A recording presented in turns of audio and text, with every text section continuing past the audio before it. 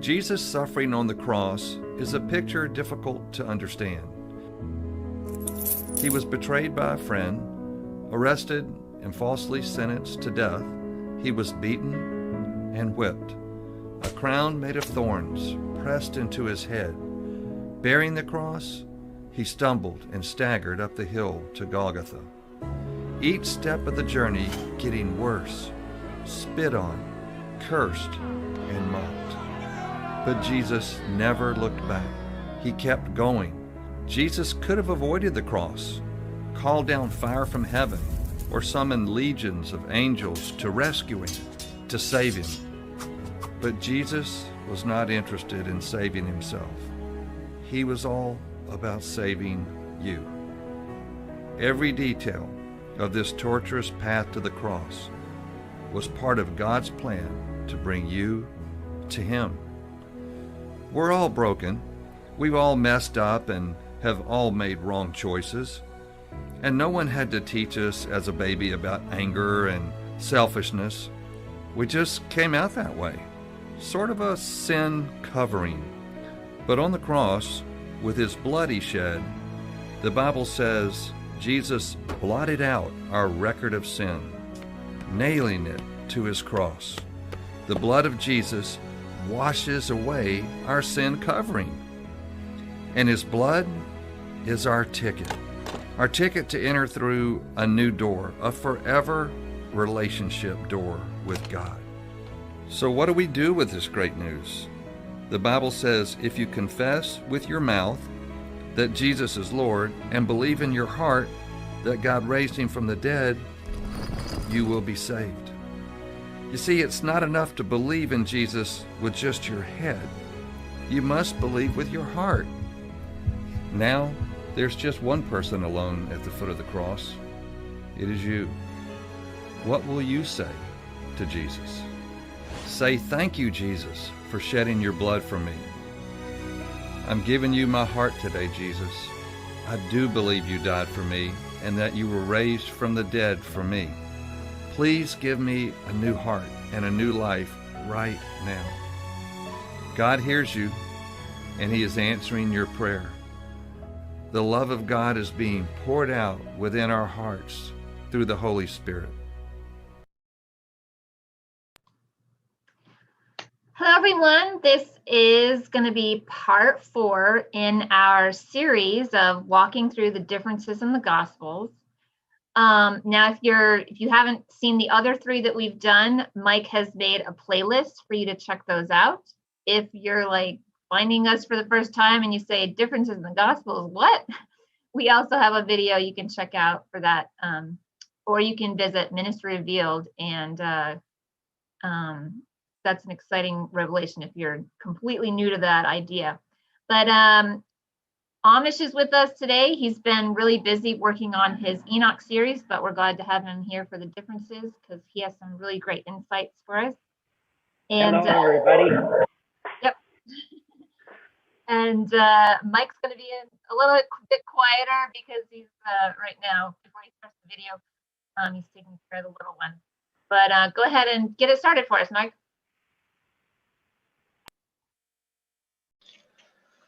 All right, guys, we are back for video 4 from More Differences in the Gospels. Starting with Luke 8:22, Jesus calms the storm, and Mark 4:35 and Matthew 8:23. Again, we're looking at 3 different Gospels, 3 different timelines and stories. Luke for the bride, Mark for the sleeping church, Matthew for the Jews. And let's get into it. Let's see. So start with actually, let me share the screen, and then Jamie, let me know if you can see. You can see? There is. All right, perfect. All right, let's see. So Luke, start Luke. Now it came to pass on a certain day that he went into a ship with his disciples, and he said unto them, let's go over unto the other side of the lake. And they launched forth. Now we go to Matthew, Mark, we already see a little bit of difference already. It says, on the same day when the even was come, he saith unto them, let us pass over unto the other side.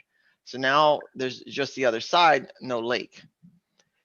In Matthew, as he entered into a ship, his disciples followed, and behold, there's no crossing over already in Matthew. So they're not crossing, they're staying put. Why? Because Matthew is to the Jews and they are to inherit the millennial earth. All right, and the millennial kingdom, which is heaven on earth. All right, let's go to Luke again. He goes, but as they fell asleep, but as they sailed, he fell asleep, and there came down a storm of wind on the lake, and they were filled with water and were in jeopardy.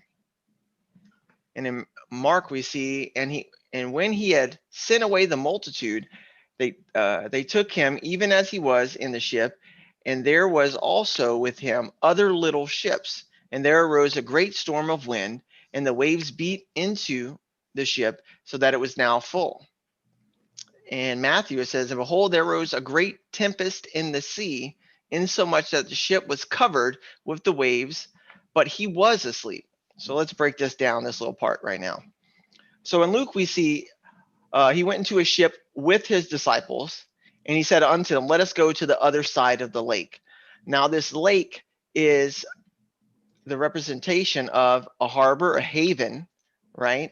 A good harbor's fair haven, but also this beautiful, properly, chiefly place. So it's this message on the other side of, into, heaven or the third heaven, right? It's this type and shadow again. And funny enough, this word lake is only used in Luke and also Revelation for the lake of fire, going across, on the other side of the lake of fire or to the lake of fire. So it's this idea of crossing this Jordan to a lake, either a haven or the lake of fire. So that's very interesting that this word is only used 10 times, 5 in Luke, 5 in Revelation, I believe. And in Mark, we see just let us pass over to the other side. No haven, just to the other side. So this is the use of Passover and not to a specific place. So denoting a difference, right? Because we know that Mark is they go kingdom of God, but to paradise. And he says, as they sent away the multitude, they took him even as he was in little ships, and other little ships followed him. And we don't see this multitude in Luke. Well, this multitude is because this group is starting to search for the Lord. There's people going out there because they've seen miracles, they've seen this event that took place in Luke, and they know they've missed something. And then we start to see the use of other little ships. Well, when you look up other little ships, you see that it's a little boat, small boat, but when you actually search the G4142, you see that it's being used as other disciples getting to other little ships, or more disciples that are taking these little ships to find Jesus. So this is saying that other little ships. So there's more than just the 12 disciples at this point, or 12 apostles, that the disciples are growing and more people are starting to follow Jesus and to go out and spread the message during this time of seals, right? And we don't see that in Matthew at all, right? There's no it's just, and they entered into a ship and his disciples followed him. No passing over. It's just there, and his disciples were following him. Why? Because Jesus is here on earth at this time for the beginning of trumpets to rebuild the temple in the streets, right? For the 3.5 year time before he's cut off and he comes back at the very end, right? And then we look at this in Luke, which was very interesting. And this is telling a story in sequence here. It says, but as they sailed, he fell asleep. So in Luke, he fell asleep. And it's different. It's like properly to become awake and also to slumber and fall asleep. So that was very weird, this definition here. Like kind of people are becoming awake, but there's this type of shadow of Jesus falling asleep here. So it's weird. And it says, there came down a storm of wind on the lake, and they were filled with water, and they were in jeopardy. So saying to undergo peril. So it's maybe this type of shadow right now, this storm that's coming down on all of us, right? But we're being filled with water, filled with the Holy Spirit, so we can make it through this time of jeopardy. And then we see came down versus arose in Matt and Mark, excuse me.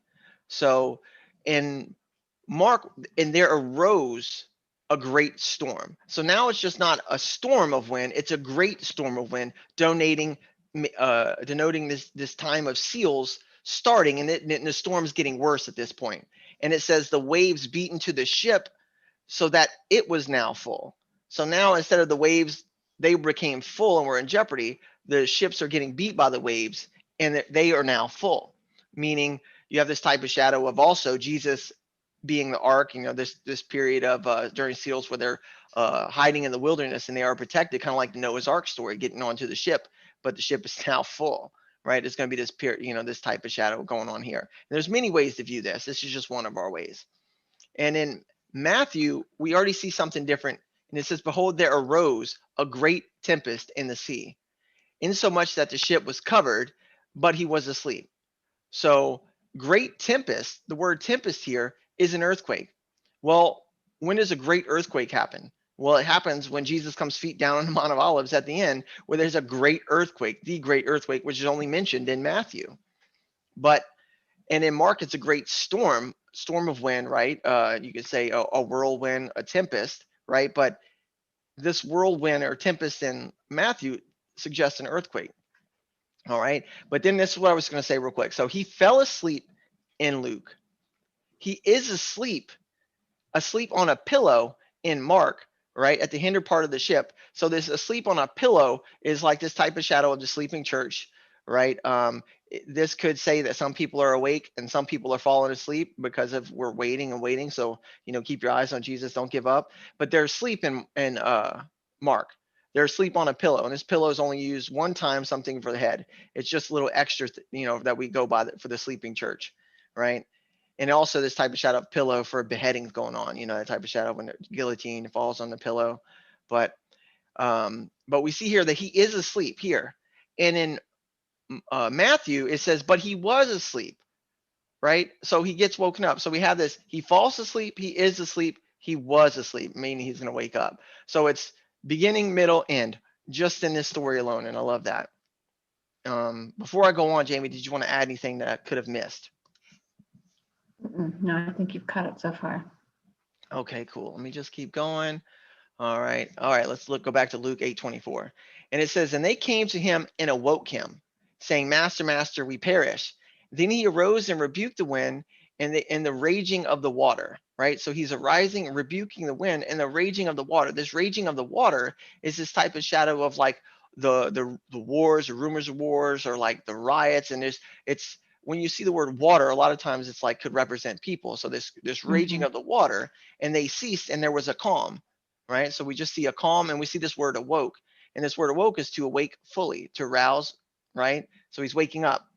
And it says, and in Mark, it says he was in the hinder part of the ship, asleep on a pillow, and they awake him. So we have the same word, even though it's awoke, awake is the same thing, to fully arouse, right? And they said unto him, Master, carest thou not that we perish? So he says, Master, Master, in Luke, we perish. But in here he says, carest not that we perish? Kind of like, Lord, don't you care about us? We've been left behind. You don't care that we perish, Lord?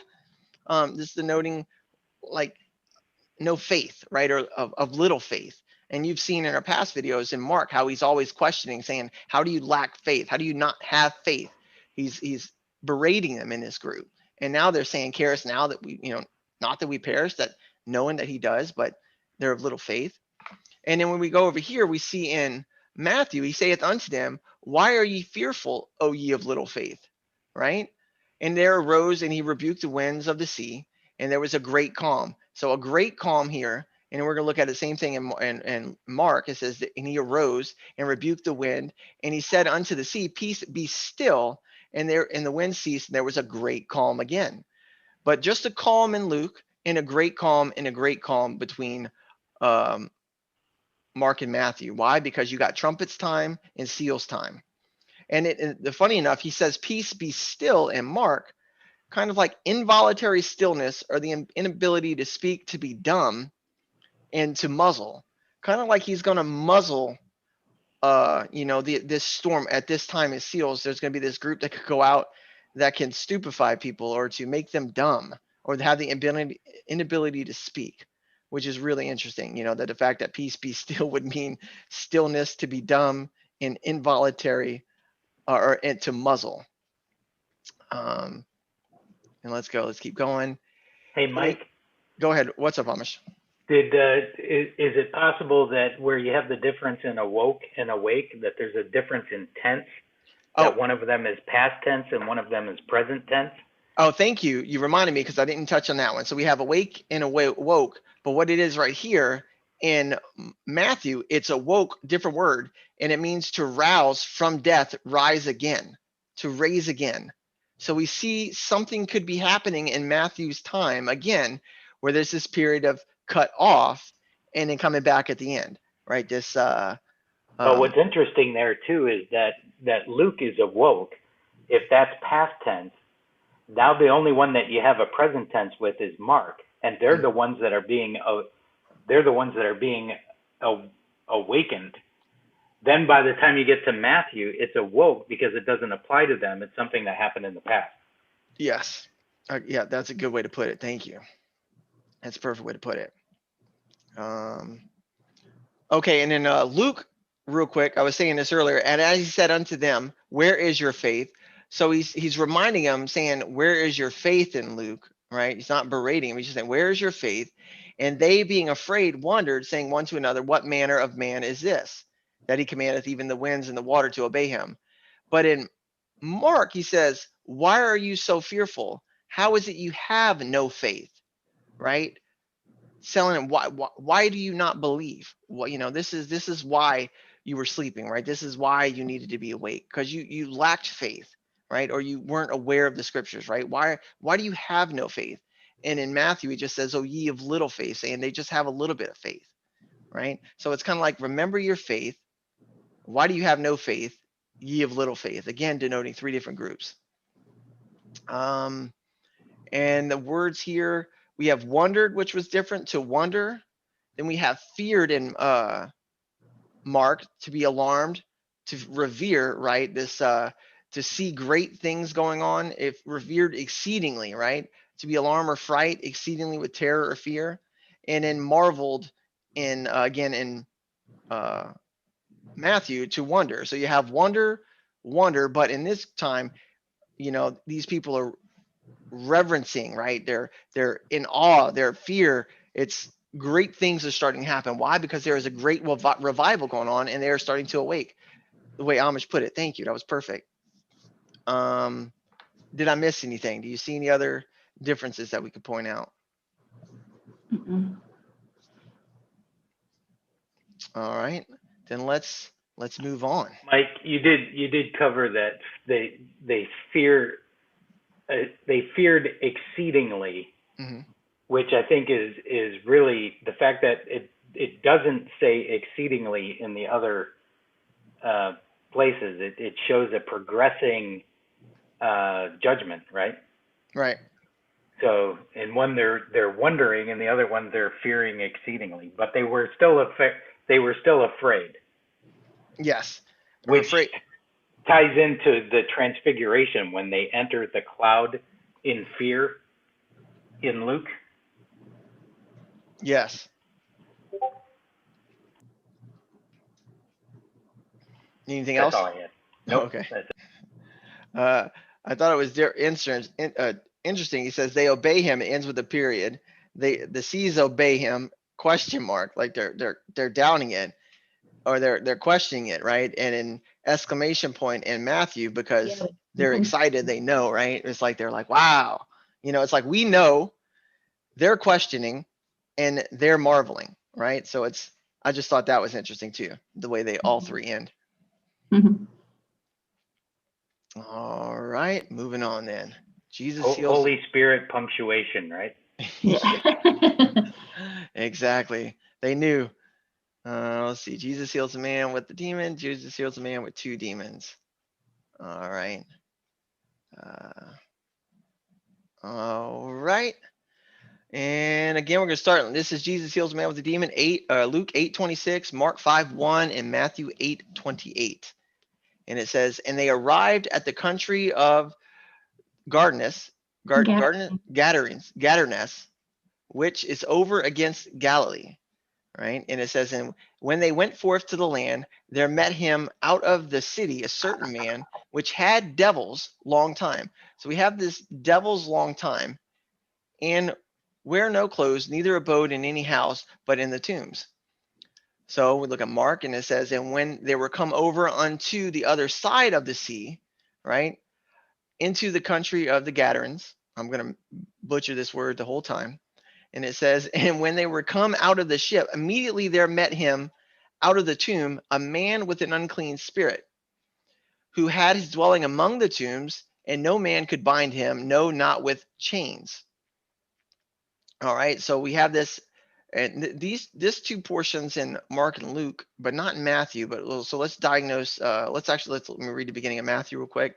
And it says, and when he was come to the other side into the country of the Gergenesis, so it's no Gergesenes, sorry. Feels like that toy, the small toader, the Gergonites, whatever that little, the enemy, the good guys were in the toy soldiers. Anyways, so we have the Gardenes and the Gergesenes.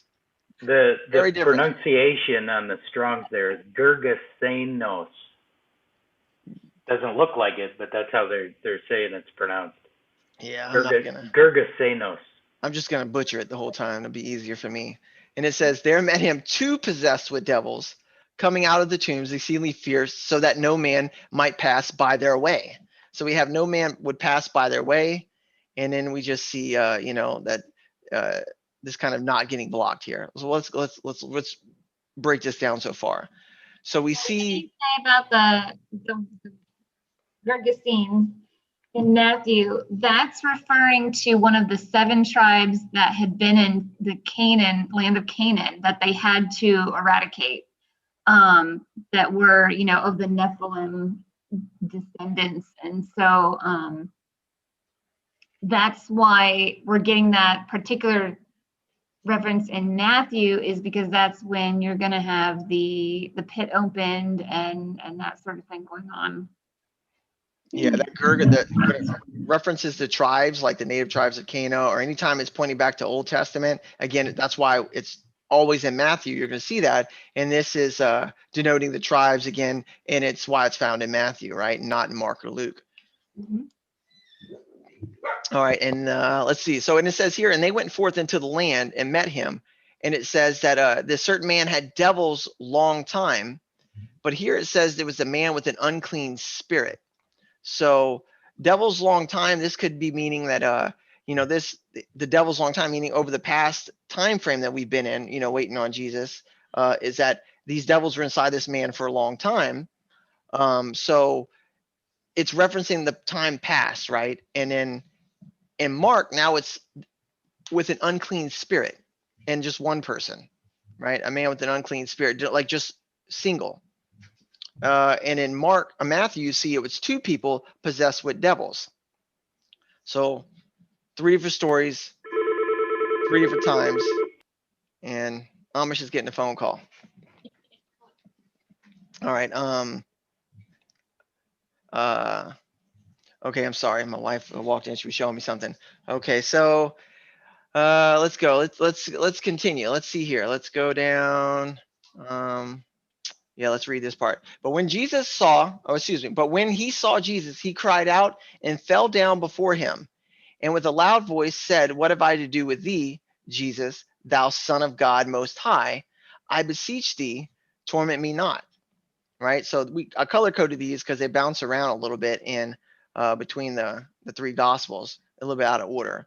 So I'm going to read this, and it says, and always night and day he was in the mountains and in the tombs crying and cutting himself with stones.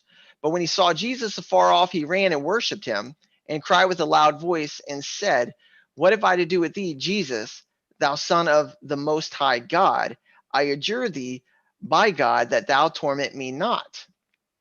And then we see here, I read this part, 2 possessed with devils, when they see him come out of the tombs, exceedingly fierce, that no man might pass by the way. And behold, they cried out, saying, what have we to do with thee, Jesus, thou Son of God? Art thou come hither to torment us before the time? So very interesting here. And Jamie described this really well. Jamie, you wanted to do the mentionings between, the falling down and the way they say, where they give Jesus his title. And I think you guys listening, how the differences in how they're addressing Jesus, it's like they're progressively showing less and less respect for him as they get closer to their very short time where they're out of the pit and that's their last hoorah. So I think that's why you go from them identifying Jesus as the Most High God himself, Son of God Most High. And then you see almost a separation. They're like, yeah, Jesus, okay, yeah, you're the Son of God Most High. But, they're just really giving that emphasis to the Father. And then by the time that you get to trumpets, when they're out of the pit, they're not even honoring God with any sort of like Most High title. And, because Satan himself is going to try and put himself as God. And then, you saw that even in the falling down versus worshiping, and then there doesn't even seem to be any sort of worship or fall down sort of respect at the end there. So Yeah, it's like they just, cried out, right? What have we to do with thee, right? And then they say, he says, I beseech thee, torment me not. So he's beseeching here, right? He's begging, he's praying. And then in Mark, it says they ran and worship him, right? They worshipped him, or to is it clicking the button here? Where's it worship? Worship. To fall on her couch, right? To worship, or cry out. They're just they're not begging, right? Where was the word? I can't remember what the word was. Was it worshiped him? Yeah, it was fell down before him, worship him. Okay, it was fell down before him, a little bit more respect, worship him, a little less respect, to no respect here in Matthew. But then it says, he says, I adjure thee. So it goes from beseeching, begging, to adjure thee, to make, swear, put an oath, right, that you can't torment me yet, not right now. And in Matthew, he doesn't say anything. He says they cried out, what have we, have you come to torment us before the time? So they're just complete, like it's like a lack of respect. So there's like Jamie said, so a progression to as we get closer, right? They know their days are numbered.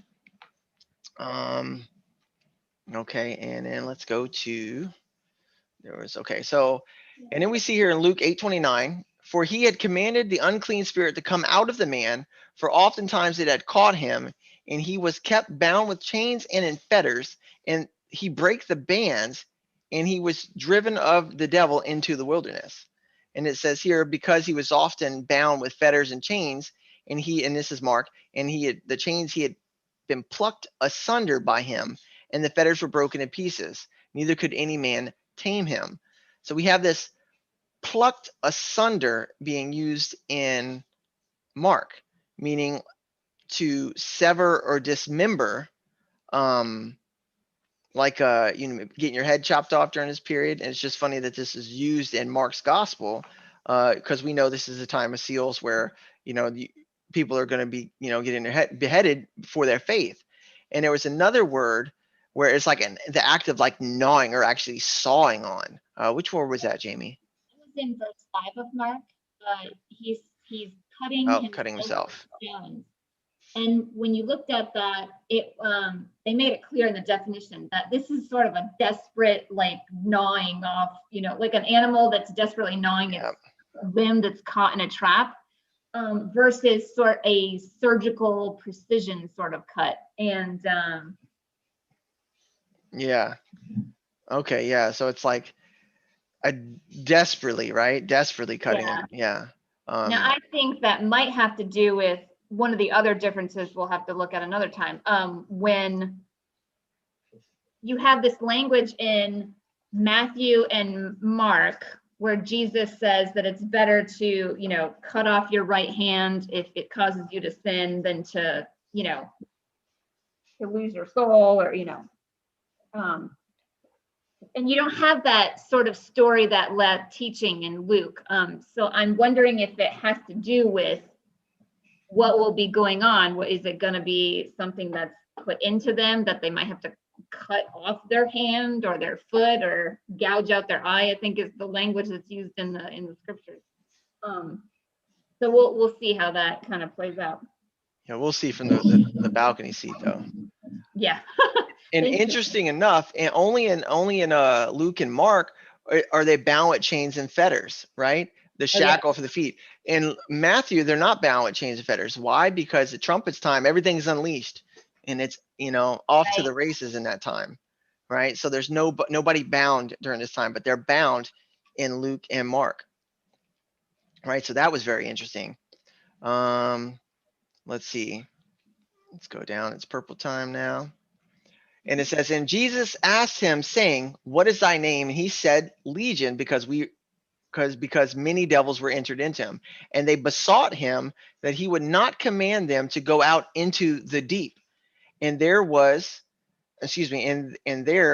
there a herd of many swine feeding on the mountain. And they besought him that he would suffer them to enter into them. And he suffered them. Then went out the devils out of the man and entered into the swine, and the herd ran violently down a steep place into the lake and were choked. Right? So we have this again here. They're beseeching him, right? They're desiring and they're exhorting, they're entreating Jesus, right, to not command them, right, to go that he wouldn't get rid of them, right? So they're saying not command us to go out into the deep, so don't send us into the abyss, the bottomless pit, right? So he's like, they're just praying to him, please don't send us into the pit here. And he says, and there was a herd feeding on the mountain, right? And he said, let us go into them, and he suffered them. So we had this allow to give lead permit. So he's allowing this to take place right now. It's being allowed to do what they're doing, right? And it says they violently ran to a steep place into the lake. And we have this lake again denoting, remember before I said this lake was either a haven or kind of like denoting a lake of fire. And it says, and they were choked. Now we'll read Mark, it says, and he said unto them, come out of the man, thou unclean spirit, right? So we got this unclean spirit being mentioned. Devils in Luke, unclean spirit in Mark. And we talked about this before. This devils is kind of like these many spirits, these many things that are going on right now that are tempting us, right? And it's, I guess, the separation because unclean spirit is I guess, a specific term being used for what's going on in Mark's portion, right? How did you explain that with the devils, Jamie? Remember you explained it the other day? Probably on video too. I can't remember, but it was good. You there? I always muted. I can't remember how I worded it. I'm sorry. Okay. All right. We'll keep going. No worries.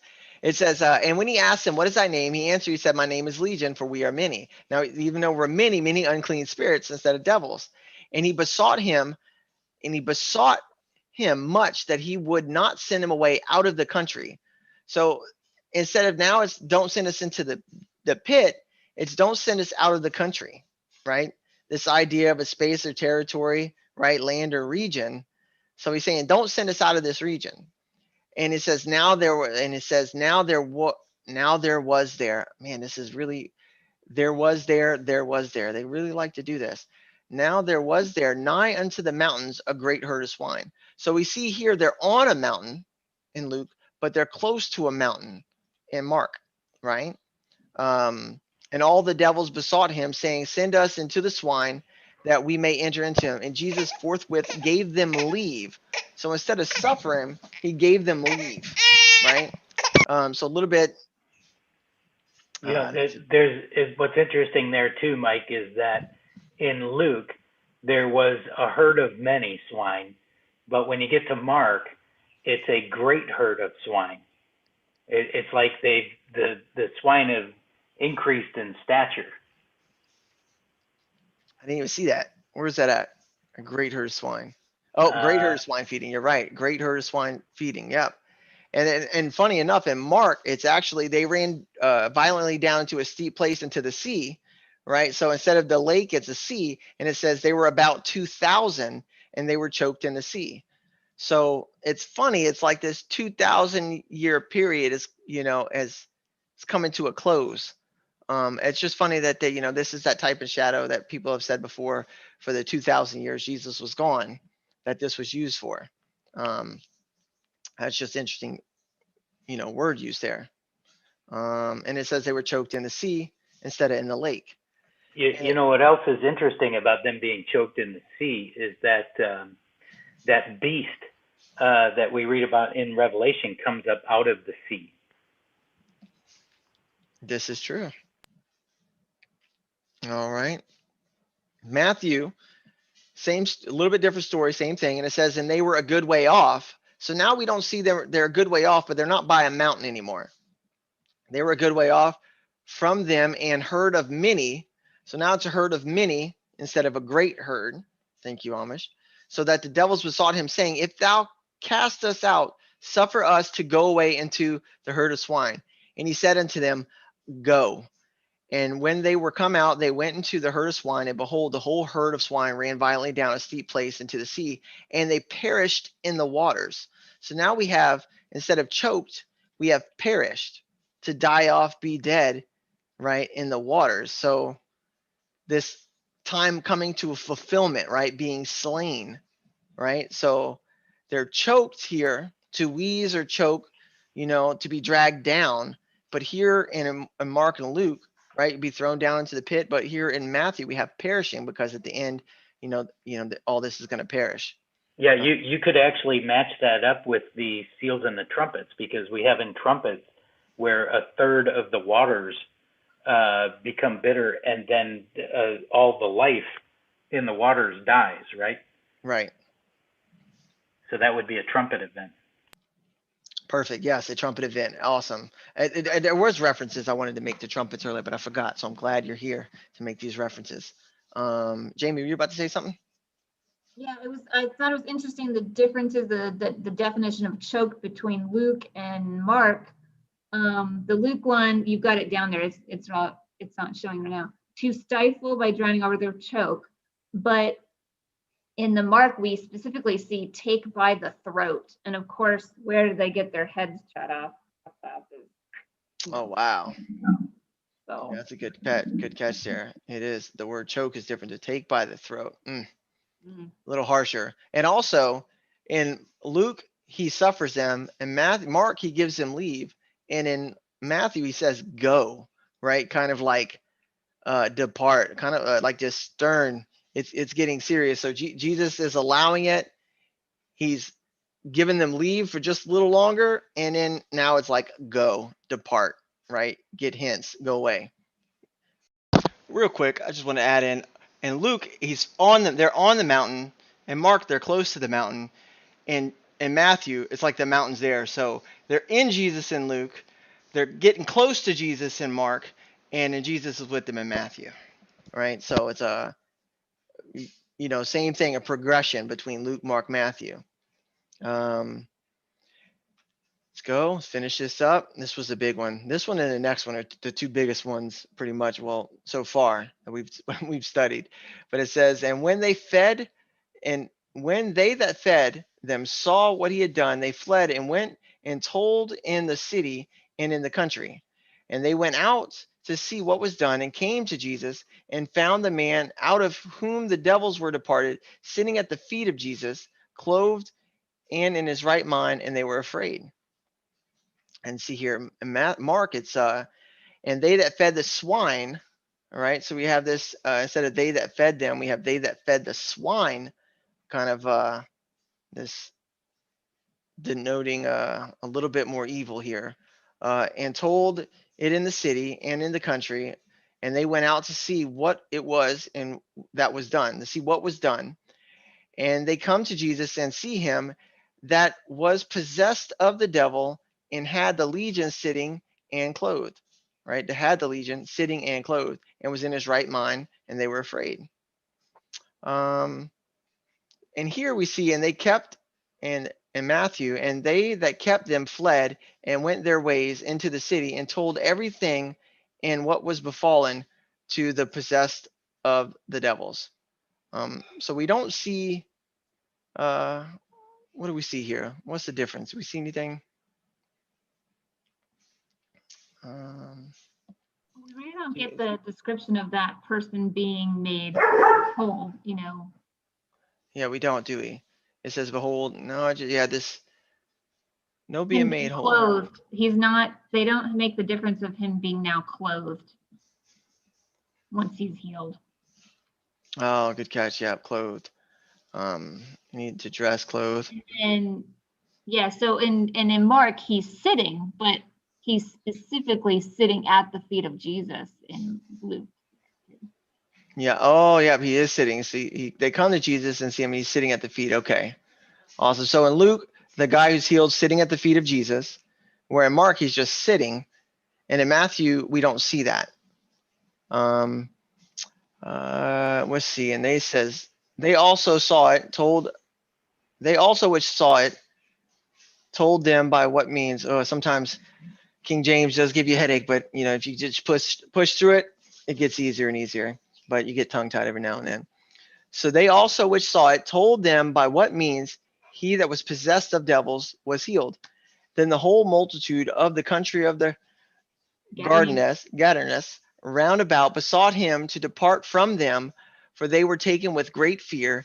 And he went up into the ship and returned back again. Right. So it says, and they saw it, told them how it befell concerning them, the swine, and they began to pray him to depart out of their coast. So we see them praying to depart in Mark, but they're, desiring him to depart in Luke. So a little bit difference. And this isn't in Matthew. Let me keep going.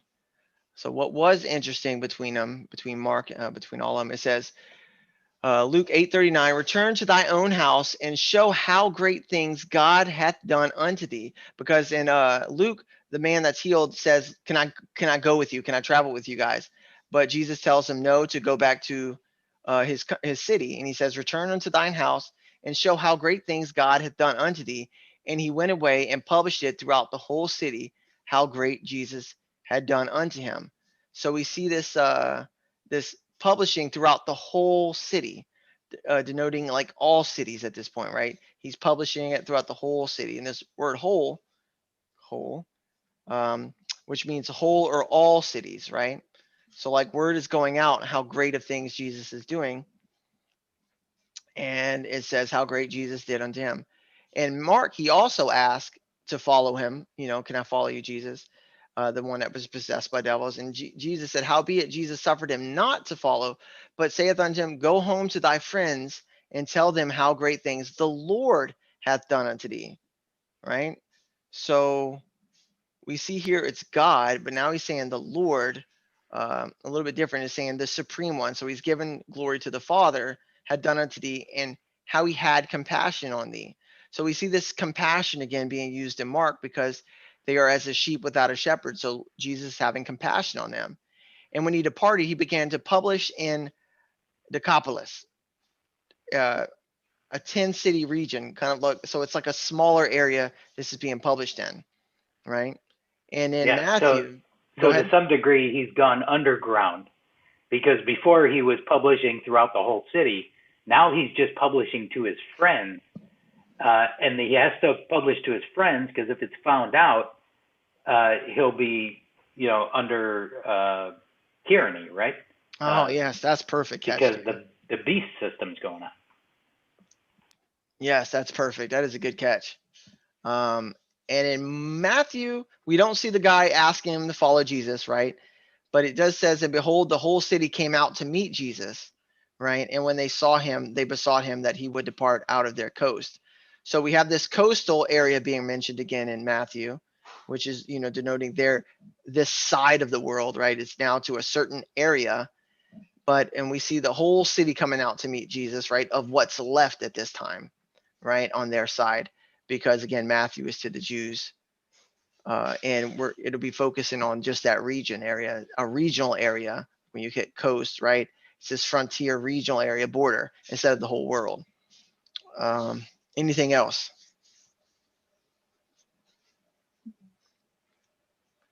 Nope. All right. This was another big one. Jesus heals the woman, and this is 9:18, I believe. All right. I'm the best with names, Jamie will tell you. So it's Jesus heals a woman and Jairus's daughter. Jairus's daughter. All right. Jesus, you want to, Jesus. I love that you call me Jesus all the time. Oh, Jesus, take the wheel. But, yeah. Jamie, do you want to take this one? Start reading. His Okay. light just shines so clearly. Mhm. Okay. Luke 8:40. And it came to pass when Jesus was returned, the people gladly received him, for they were all waiting for him. Oh, this is us, you guys. And you can compare that to the language in Mark. It says, when Jesus was passed over again, there's our over again, by ship unto the other side, much people gathered unto him, and he was nigh unto the sea. So you have the group who's waiting and gladly receiving him versus those who are gathered. That's your multitude. Yeah. And it's Passover, right? It does say passed over. Again. Yeah. Okay. I was just wondering if that said passed over or if it said Jesus was resurrected day over them, but that's okay. No, and only in Mark do we keep seeing this passed over, right? I've seen this a few times now, to cross entirely, to go over. Because in Mark also, Jesus was going to pass them by, but he has compassion because they are sheep without a shepherd, which we'll get into. I don't know if we've already studied that one. No, we have. I don't think we have yet. The walking on water one, which Yes, that's right. that'll be a later one. Okay. All right. Okay. So this intro, it was only in these two, but then we this didn't part right get here. that little intro in Matthew, so we'll go back to Luke to see the next piece. Yeah. So I'll let me get it even for you. So it's this portion.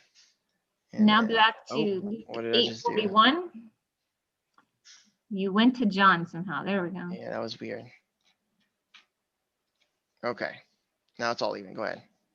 Yeah, I can't see where I'm just I can't see the first part of the verse. And Here you go. Sorry. okay, Luke 8:41. And behold, there came a man named Jairus, and he was a ruler of the synagogue, and he fell down at Jesus's feet. Have we not seen that going on?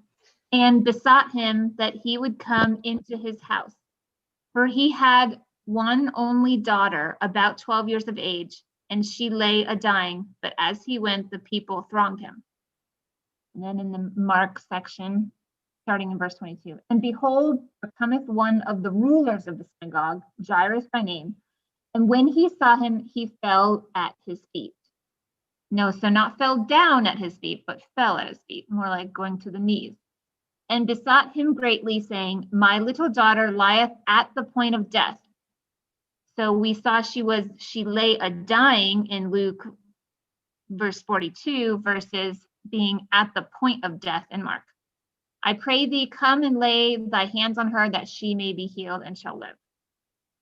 And then in Matthew verse 18, while he spake these things unto them, behold, there came a certain ruler and worshipped him. So not fell down at his feet versus the fall on the knees, maybe in Mark, but worshipped, saying, my daughter is even now dead. So that's another progression. We had, she's lay a-dying, lieth at the point of death, and now is already even dead. But come and lay thy hand upon her, and she shall live. Okay. Yeah, I want to finish that. And Jesus arose and followed him, and so did his disciples. Mark finished up with, and Jesus went with him, and much people followed him and thronged him. And as we mentioned in Luke, it was back to the people thronged him. So let's pick back up in Luke. Was there anything else you wanted to point out in those passages? No, that was it. It's a ruler of a synagogue. Then we have here, the rulers of a synagogue, and it's just, a certain ruler, right? Yeah. So it's like there's no synagogues maybe going on at this time, again because of trumpets. So it's interesting there. It's just this progression. But yeah, that was perfect with the the deafs as well. And he wants him to come lay hands on her and to yeah. come lay thy hand upon her. Where in here, he wants her to be healed, right? So it's kind of like a faith thing going off by, faith versus actually come and do the miracle. It's like, come do the miracle and touch, right? The difference between Luke, Mark, and Matthew. There's no come toucher in Luke. Yeah. And then he also has him come into the house. Like he immediately invites him into the house in Luke too. Kind of like come into me, right? Live within. Right. All right. So then it's the purple section. Yeah. We had to color code these guys because we tried this once So and I jacked it up. It was bad. So, because I was all out of order. All right. So he's on the way to heal the child, and then we see what happens next in these accounts. Luke 8, verse 43. And a woman having an issue of blood 12 years, which had spent all her living upon physicians, neither could be healed of any. In Mark, verse 25. And a certain woman, which had an issue of blood 12 years, and had suffered many things of many physicians, and had spent all that she had, and was nothing bettered, but rather grew worse. In Matthew, verse 20. And behold, a woman, which was... Jamie, is it possible that the 12 years that's being referred to there, is that something that happens in the first year of the 13 years? I'm just throwing that out there as a question. Yeah, because something's wrong with the blood, right? So this could be blood, mini 12 years. So yeah. Yeah. And it may tie into Luke 2:30 something or other, where when Christ is 12 years old and they lose him for 3 days, then when the events happen, he would be essentially 13. So that you've got two references to 12 years there. I'm just wondering if something happens in that first year, that it's the first year into the 13. And then, I know, in Luke, we first hear that the daughter's 12 years old. We will hear that in Mark as well, but it won't be till the end. So that's also something curious there. Let me finish with the comparison verse in Matthew. And behold, a woman who was diseased with an issue of blood 12 years came behind him and touched the hem of his garment, for she said within herself, if I may but touch his garment, I shall be whole. Portion is also, so it skips right there, but that portion is also part of, go away, sorry. Let me get rid of this, messing my stuff up. That portion is also in the pink here Yes. as well. So then all right, go ahead. Was there anything other specific that we wanted to mention in that darker purple section? Oh, just that in Luke, right? She spent all of her living upon physicians, but couldn't be healed of any. So we have all of her living, and it does say she had suffered many things of many physicians, right? And spent all that she had and was not better, but rather grew worse, right? So there's this noting that it's getting worse during this time, right? So maybe these people that keep taking booster shots during this time of these COVID vaccines, they're just getting worse and worse and worse because they're expected to keep going back for, these round of shots. Just the thought, right? And then that's what I saw. And then this part and this part, because this ties into this. Yeah, because this part should have been pink right here, but I didn't label it pink. But go ahead. Okay. So verse 44 in Luke. Came behind and touched the border of his garment, and immediately her issue of blood stanched. And Jesus said, who touched me? When all denied, Peter and they that were with him said, Master, the multitude throng thee and press thee, and sayest thou, who touched me? And Jesus said, somebody hath touched me, for I perceive that virtue is gone out of me. And when the woman saw that she was not hid, she came trembling, and falling down before him, she declared unto him before all the people for what cause she had touched him and how she was healed immediately. And he said to her, "Daughter, be of good comfort. Thy faith hath made thee whole. Go in peace." And then we compare that to Mark, starting in verse 27. And when she heard of Jesus, came in the press behind and touched his garment. So that's a little different because she touched the border of his garment in Luke. For she said, "If I may touch but his clothes, I shall be whole." And straightway the fountain of her blood was dried up, and she felt in her body that she was healed of that plague. So in Luke, we just had the blood stanched. And that term stanched, the definition was stand or stood. Level up, Mark might open it up there. Yeah, to stand. This is like we want to stand before the Son of Man, being counted worthy to stand before the Son of Man and escape all things. But this, and I felt like the language is like fountain of blood, sounded more like, when someone's beheaded and the jugular's, gushing all the blood from the head there. Sorry, that's really gruesome. But the word plague there was interesting in verse 29 of Mark. Yep, where is that? Verse 29. Plague, Yeah. yes. It's a whip or a scourging. Yeah, so connected to some sort of torture. So we'll continue there. And Jesus, immediately knowing in himself that virtue had gone out of him, turned about in the press and said, "Who touched my clothes?" So not touched me, but touched my clothes here. And his disciples said unto him, "Thou seest the multitude thronging thee, and sayest thou, who touched me?" So I did think it was interesting. We have Peter, who's our symbolic of the sleeping church, who's the one who's questioning and think what do you mean someone touched you? In Luke, whereas you just mentioned the disciples here in Mark. And he looked round about to see her that had done this thing. But the woman, fearing and trembling, knowing that what was done in her, came and fell down before him and told him all the truth. And he said unto her, "Daughter, thy faith hath made thee whole. Go in peace and be whole of thy plague." So we saw this big declaration and almost a full testimony given in the Luke portion. Whereas here she comes in the fear and trembling, admitting the truth at that point. Hey, Jamie. You want to say something else before we move on? Yeah, in that previous spot, and you may have covered this, but this is what jumped out at me in Luke verse 46. He says, "Somebody hath touched me."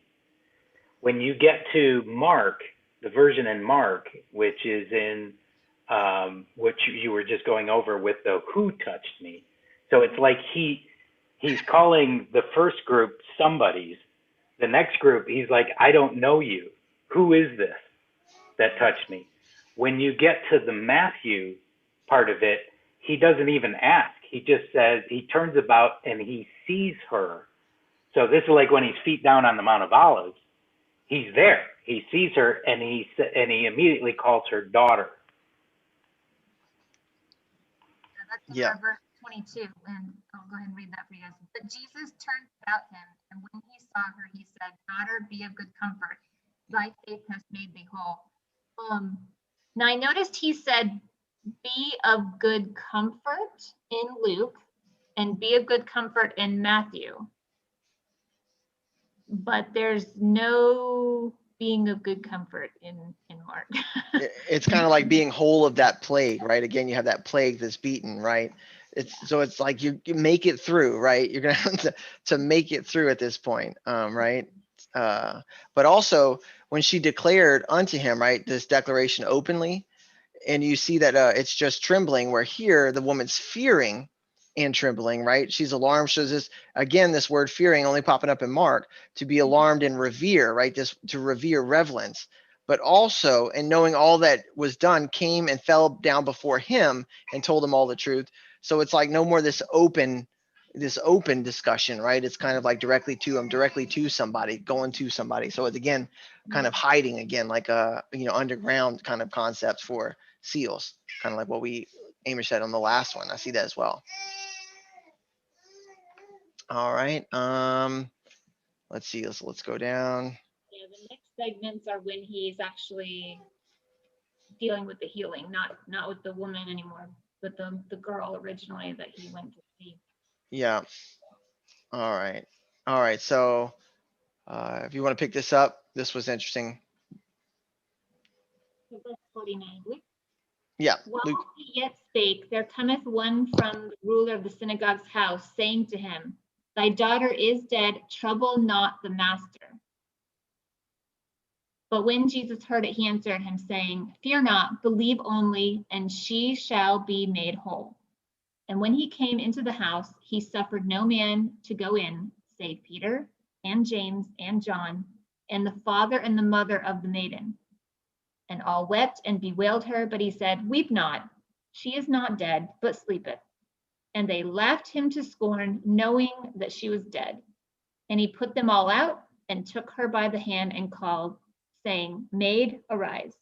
And her spirit came again, and she rose straightway, and he commanded to give her meat. You want to go ahead and read the mark now? Yeah. Or This last part right here. And her There you parents were astonished, but he charged them that they should not tell no man what was done. But yeah, go ahead and read Mark now. Okay, Mark, verse 35.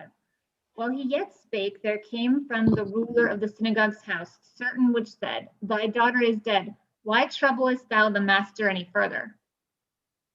So there was a command to not trouble the master by this person in Luke, but it's a question now. As soon as Jesus heard the word that was spoken, he saith unto the ruler of the synagogue, Be not afraid, only believe. So it's almost like in Luke, he's answering when he says, Fear not, believe only, and she shall be made whole.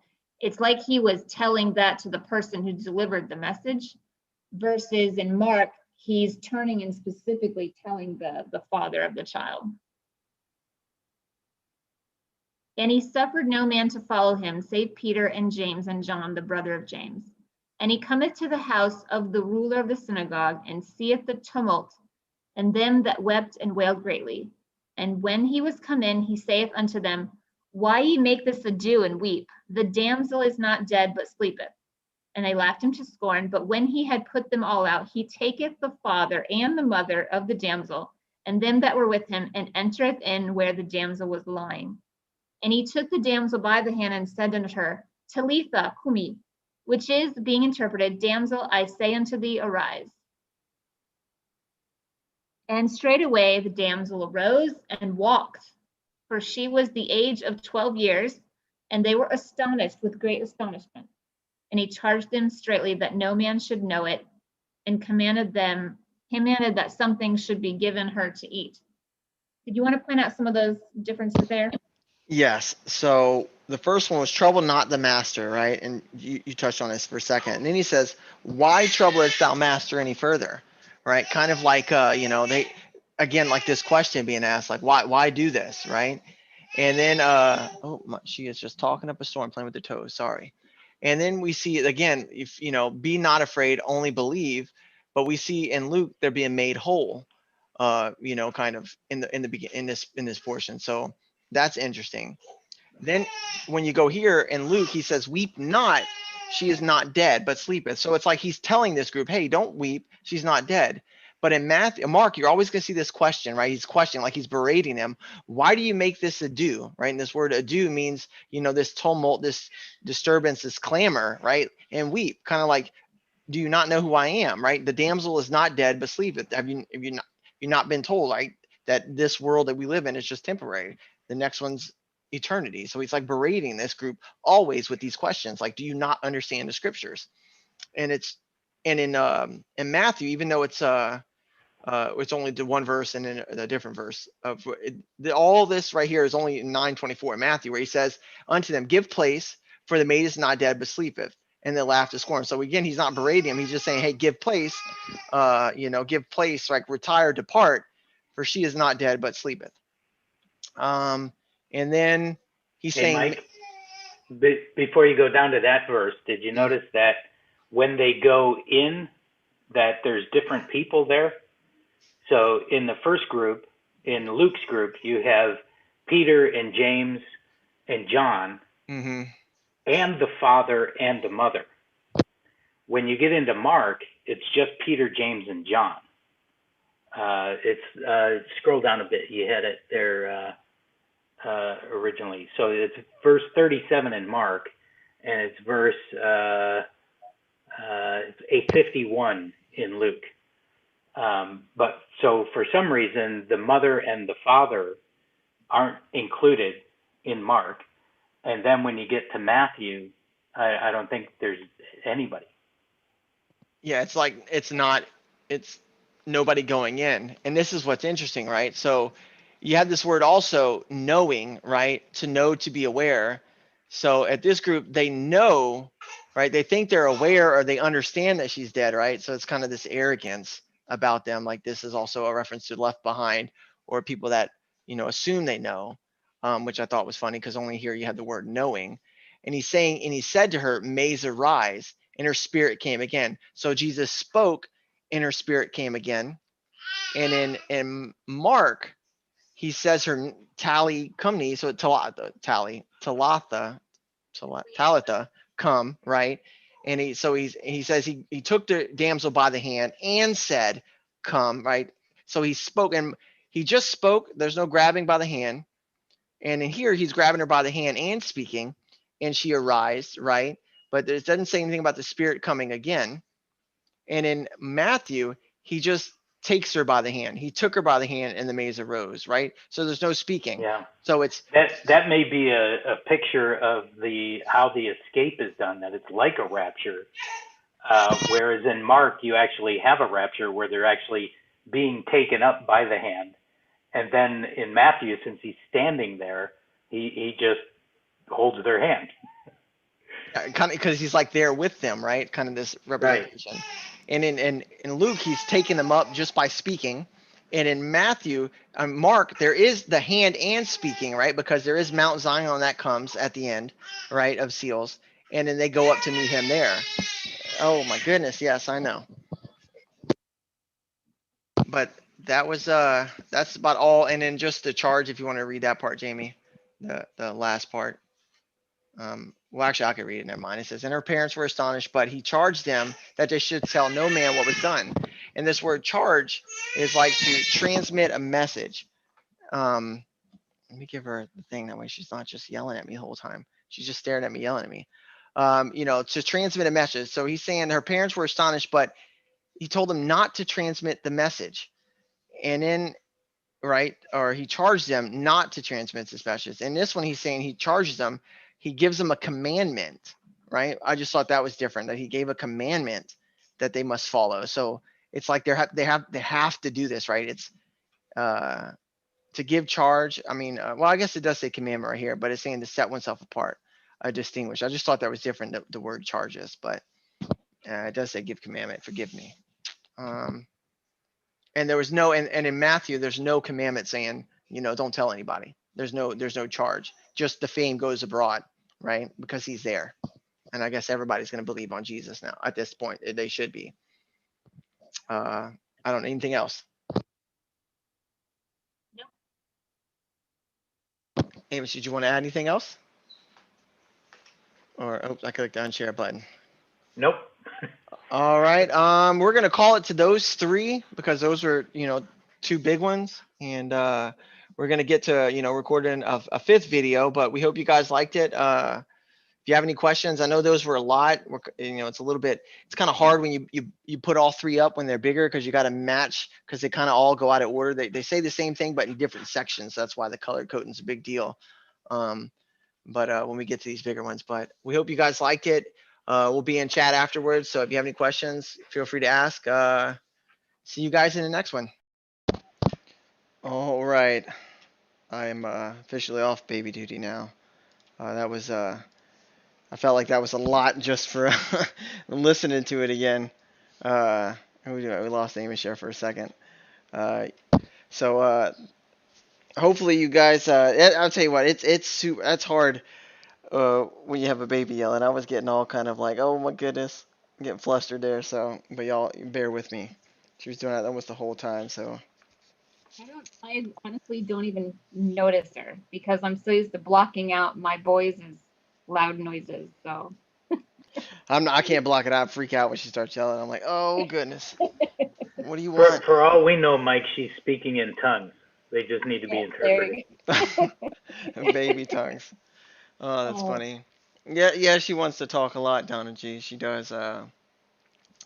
But when you're trying to read King James and then you got a baby yelling at you, and you feel like this new Bible is being preached to you right now at the like mixture with like baby tongues, like you're saying. So I'm just that dad under pressure doesn't work for me that well. I got to grow into it, I guess. you're doing just fine. But so yeah, during that it was man, when you watch it back, I was like, oh, we didn't say this, we didn't say this. I had to pause it at one time and talk about it because anytime when you see the mountain or a mountain mentioned, it's Oh like the yeah. mountain of Christ, right? He is the mountain that we're all trying to climb. So if you picture every time you see the word mountain in the Bible, and this was a study one of our brothers did in Discord with us, but every time you see the word mountain, it's like it's always to get on top of the mountain, to be on top of the mountain, and that mountain is Christ Jesus. And then you always have like people sliding down the mountain, right? Because they get their eyes off Jesus, or they start worrying about worldly things, so they start sliding down the mountains. And that's what a lot of pastors are doing today, is they're sliding down the mountain because they're really not sticking to what the Lord wants us to. They're just too focused on revival or this, or put it's the best life's coming, right? We're gonna make it through it. Everything's gonna be good again, but it's not, right? Only revival comes when persecution hits, right? It's gonna come because of the escape of the bride. But I believe so. all right. Any questions, guys? Do y'all have anything while we're sitting in here? I'm just paying attention to chat. It's gonna be a delay for a second, and it'll start popping up. You guys can always join our Discord and come chat.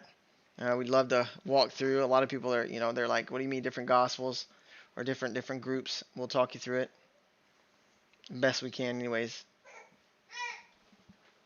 Oh, there she's starting to talk again. Um. Well, I guess if that's it, Amish, Jamie, do you want to add anything? No, none for me. Just want to give encouragement to people that if you're looking, I know there's still a lot of people out there that don't realize that right now is a really high watch time between now and what are we looking at, the 9th or the 10th, or just the 9th? The 9th, 8th to the 9th. 8th to the 9th. Yeah, so that's if you don't know, that's Passover to Resurrection Day on the Enoch solar calendar, which had the head of the year at April 22nd. So I just want to encourage people. We're right here. We're right in really high watch time. Yep, that is true.